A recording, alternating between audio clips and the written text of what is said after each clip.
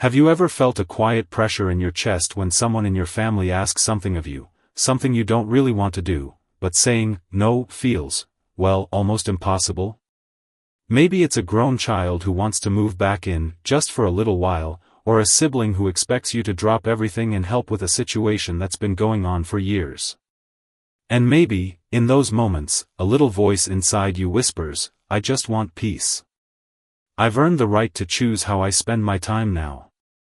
If you felt anything like that, you're not alone. This stage of life brings so many gifts, wisdom, experience, and the chance to finally focus on what truly matters to you. But for many of us, especially after 60, it also brings a surprising challenge, learning how to say no to people we love, without guilt. And the truth is, that's not always easy. Family ties are strong. They run deep. They're built on years of shared stories, responsibilities, love, and sometimes, expectations that no longer fit who you are or who you're becoming. But just because you've always been the one to help, to say yes, to make things work for everyone else, that doesn't mean you have to keep living that way. Today, I want to talk with you about something that might just lift a weight off your shoulders.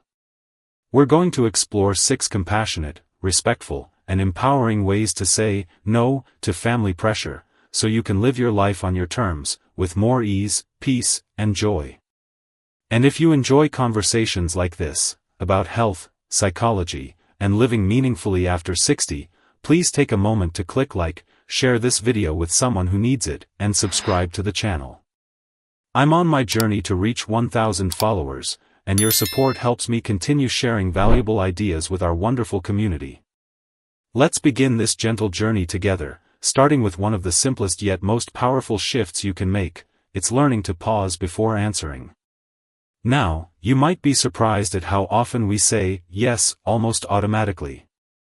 Someone asks a favor, and before we even think, the words are already out of our mouth.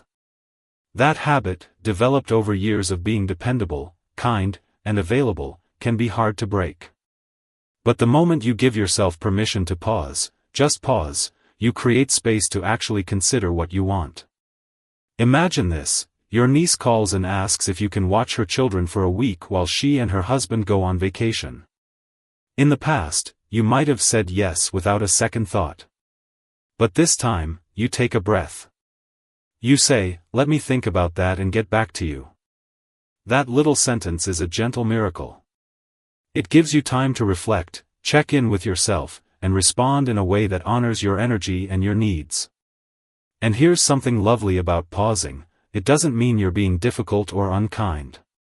It shows that you're thoughtful, that you care about your decision, and that your answer comes from a place of truth, not pressure. Once you've created that pause, you'll find it easier to access the second tool I want to share: expressing your boundaries with love, not guilt. There's a beautiful power in learning how to say no with kindness.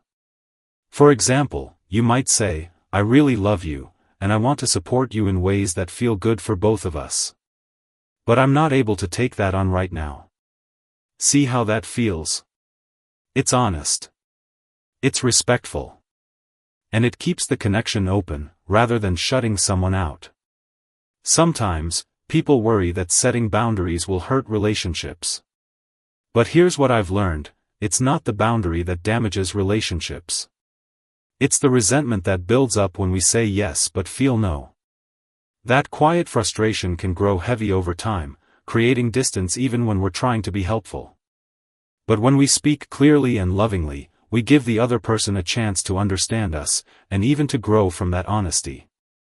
And if they don't understand right away, that's okay. People need time to adjust to the new you, especially if you've spent decades being the one who always says yes. Be patient with them, and with yourself.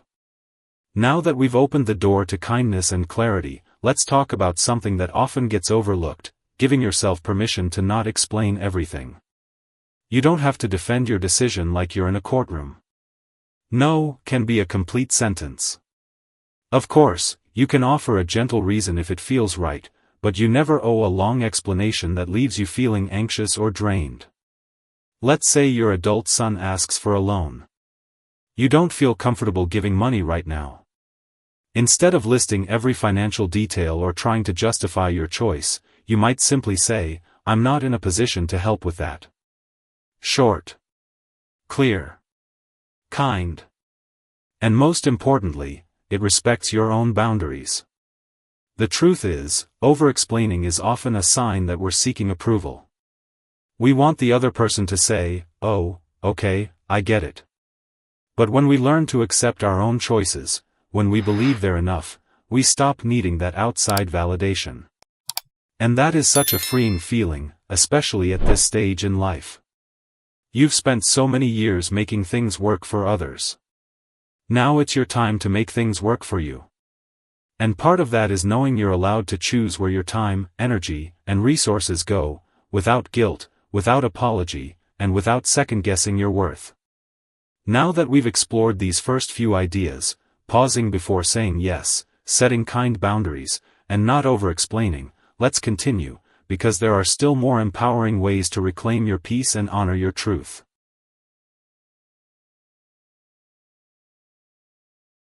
So let's keep going. Because sometimes, even when we've paused, spoken kindly, and given ourselves permission not to explain everything, we still feel that tug inside. That worry that if we don't say yes, we'll let someone down, or worse, they'll pull away.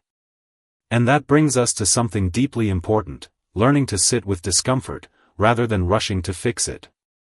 Now, this one can be a little tricky, especially if you've spent a lifetime being the peacemaker. Maybe you were the glue that held your family together, the one who smoothed over every rough patch and kept things moving. But here's what often happens, we get so used to avoiding discomfort that we forget we're allowed to let it exist. It's okay if someone feels disappointed. It's okay if there's an awkward silence. That doesn't mean you did something wrong. It just means you did something different. Imagine your sister asks you to host a holiday dinner like you always have, but this year, you feel tired just thinking about it. You take a breath.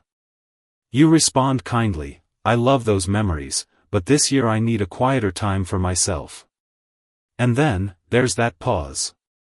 Maybe she's confused. Maybe a little hurt. That's hard, but you don't rush in to take it back or soften your truth.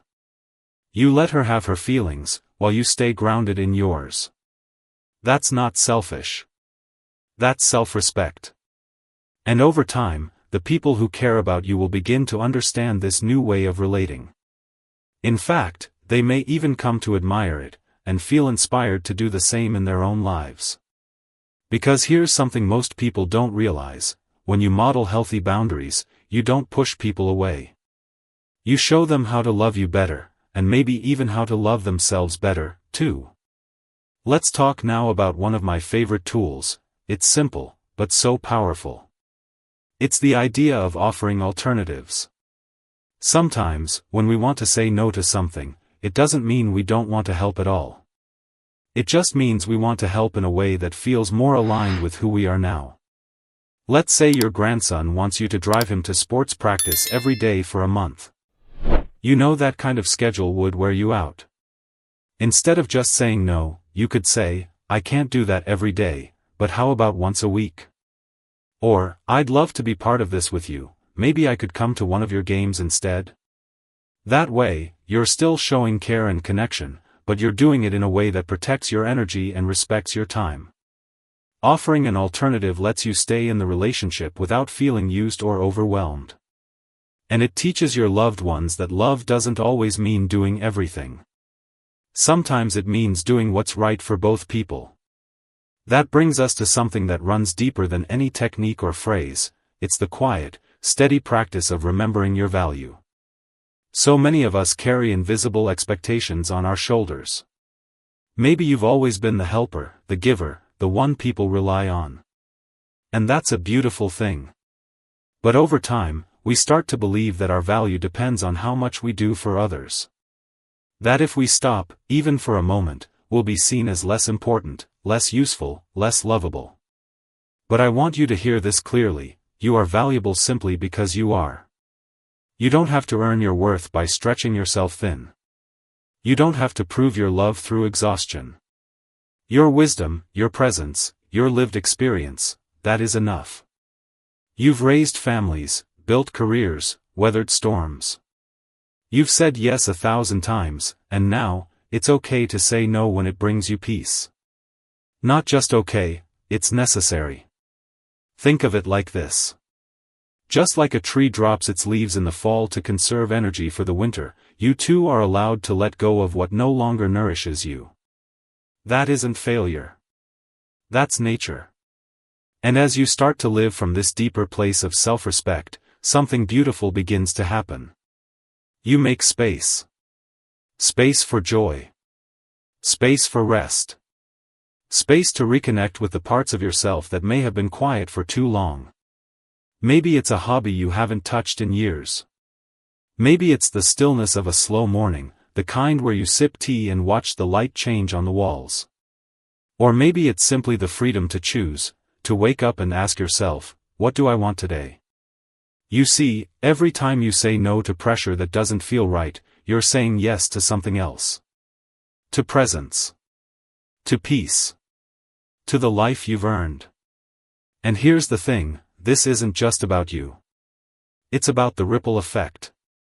When others see you living with clarity and courage, it gives them permission to do the same. You become a quiet, steady light. Not demanding. Not dramatic. Just real. Now that we've touched on honoring your needs, respecting your limits, and remembering your value, let's keep going. Because there's one more way to reclaim your power when it comes to family pressure, and it's something that might surprise you. It's something that might not come naturally, especially if you were raised in a generation where keeping the peace often meant keeping quiet. But the truth is, one of the most powerful things you can do in the face of family pressure is to tell the truth, kindly and clearly. You'd be surprised how often misunderstandings build up over time just because no one ever put things into words. We assume others know how we feel. We hope they'll notice our exhaustion, our hesitation, our quiet resistance, but people are often too wrapped up in their own needs to pick up on the unspoken. So, instead of suffering silently or growing resentful, the next time pressure comes your way, take a gentle breath and say exactly what's on your heart. Let's say your adult children want you to babysit every weekend so they can have a break. Maybe you adore your grandkids, and spending time with them brings joy, but doing it every single weekend leaves you drained. Instead of saying yes and then feeling frustrated, try something like this: I love being with the kids, and I want to support you, but every weekend is too much for me. I need time to rest, too. It's honest. It's loving. And it's fair, to both of you. Being clear doesn't mean being harsh. In fact, most of the time, clarity is a form of kindness. It gives your loved ones a chance to understand you better, to adjust their expectations, and to build a relationship based on truth rather than obligation. Think of a time in your life when someone was truly honest with you, about how they felt, what they needed, or what they could no longer give. Maybe it stung a little at first, but deep down, didn't you respect their honesty? Didn't it feel better than a false yes? That's the gift you're offering when you speak your truth. You're inviting real connection. Not the kind that depends on saying yes all the time, but the kind that says, I see you, and I also see myself. And when you live that way, when you allow space for your own needs and communicate them with love, you start to build a life that fits you. Not the life others expect from you. Not the one you built out of habit or guilt. But the one that honors who you've become. It's okay to grow. It's okay to change. It's okay to want something different at this stage of life. Maybe once, your joy came from giving endlessly. From being the reliable one, the strong one, the one who held everything together. But now, your joy might look quieter. More inward. More about being than doing. And that is just as valid. Just as worthy. Sometimes, the hardest part about shifting how you show up in your family is facing the fear of what you might lose. You might worry they'll think you don't care anymore. That they'll pull away. That they'll be hurt. But here's something I've seen over and over again: when you live with integrity, when your words and your actions come from the same honest place, the people who truly love you adjust. It may take time. There may be bumps. But they adjust. Because what they really want, beneath all the requests and assumptions and habits, is you. The real you. And the real you? She's still here. Still strong. Still needed. Just in a different way. So let's take a breath together, right here. Wherever you are, sitting in your favorite chair, walking in the garden, maybe just lying down with your eyes closed, let this moment be a turning point. Not a dramatic one. Not a loud one. Just a gentle shift inside. You are allowed to say no. You are allowed to rest. You are allowed to put your hands in your lap, look someone you love in the eyes, and say, I can't do that right now. Not because you're selfish. But because you're finally listening to your own heart. And oh, what a beautiful sound that is. If this resonates with you, even just a little, I want you to know something: you're not alone. So many people over 60 are discovering what it means to finally live on their own terms. Not out of rebellion. Not out of anger. But out of deep, grounded wisdom. This season of life isn't about proving anything. It's about being who you really are. Fully. Quietly. Boldly. I'd love to hear your thoughts. What's one area of your life where you've started saying no, or want to start? Leave a comment below. Your story might be just the encouragement someone else needs today. And if you found this video helpful, please give it a like, share it with someone you care about, and subscribe to the channel. We're building a gentle, wise, and loving community here, one where every voice matters. Thank you for spending this time with me. I'm honored you're here. And remember, your life is yours to live. Not tomorrow. Not someday. Today. Here's to living your truth, one brave no at a time.